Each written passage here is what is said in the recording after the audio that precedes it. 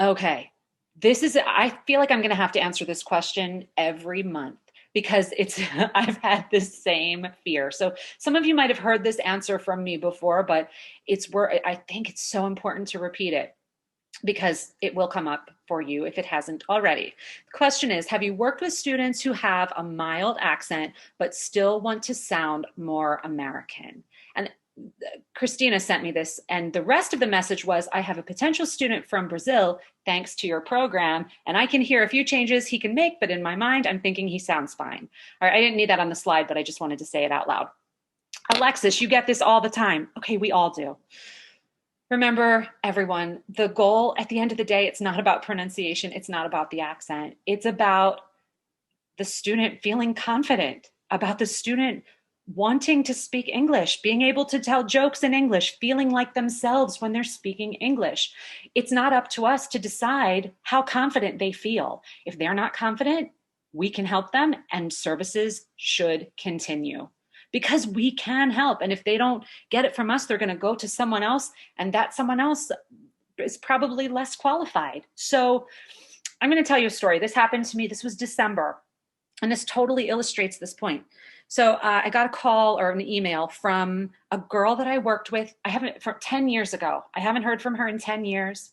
She came to my office in New York City. She was in her late 20s at the time. She's a native speaker of English. She's an American, and she had a Queens accent, which we worked on. Didn't hear from her for 10 years after working on it. She contacted me in December and said, hey, could we set up a session? I got a few comments about my accent and I just want to see what's going on. Okay, so she is an events planner. She works for a big fancy event planning company. And she had been on the phone recently with people from Texas, and two people in 3 months or something had commented on her New York accent.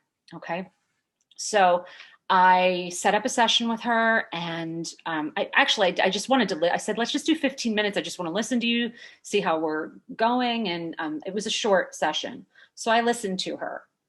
I'm telling you, if you would, she's so eloquent, beautiful voice, sounds amazing.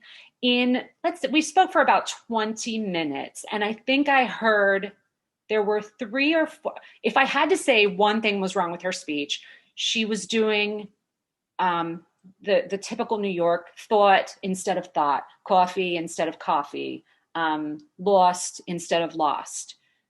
And it was happening somewhat consistently, but it wasn't even 100% of the time. I'd say in 20 minutes, she did the New York awe 5 times.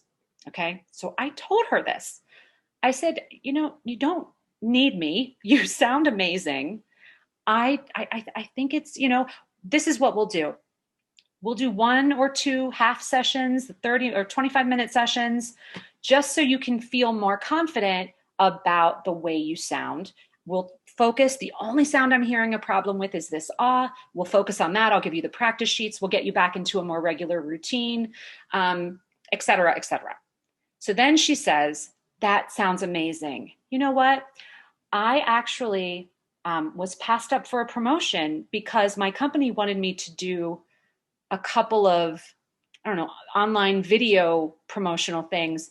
And I'm so uncomfortable with my accent that I said, no, I wouldn't do it.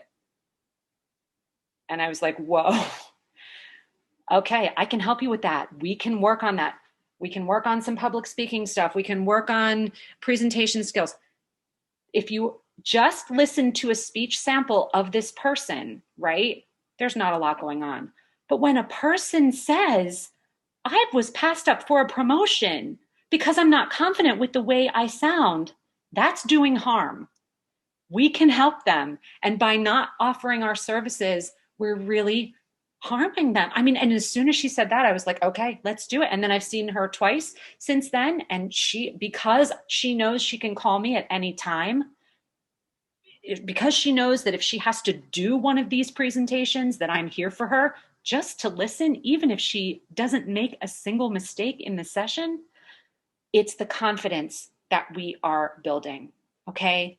That's what it's all about. It's about being their coach. It's not about the accent. It's not about the pronunciation errors. And I know that some of us as speech pathologists, this Natasha, the girl I was talking about, she would have been turned down for any type of speech therapy. There was nothing wrong. Okay. But confidence and passing up opportunities in life because she's nervous about the way she sounds, like, yes, we need to help these people. So I just want you to think about that. Now, on the flip side, be honest. I was honest with her. I said, there's not a whole lot I can help you with. You sound great. So we don't want to say that they have problems where they don't, to try to trap them into working with us. That's unethical. But if they want our help, we should help them. And I've also had students that simply do not have access to a native speaker of English. There's no one around them that speaks English. There's no one around them that will correct them when they're speaking English. And sometimes we're just a listening partner, and that's okay too. We are helping them. So if you ever reach the point where you feel like you're having to, there's always something to be worked on. I think if you have someone like this and you feel like, you've done all you can, the answer is to expand your skills a bit and start looking at their vocal quality, their intonation. How can they be more persuasive? Maybe body language, gesture. That's when you expand your skills to help them and continue working with them. So all stuff to keep in mind. I know we're going to be talking about this a lot because everybody feels that, oof, I don't want to be unethical, but I promise you, if they want your services, help them. Bottom line, if you can help them, and you can. Okay. So that's what I have to say about that. And that's it for me.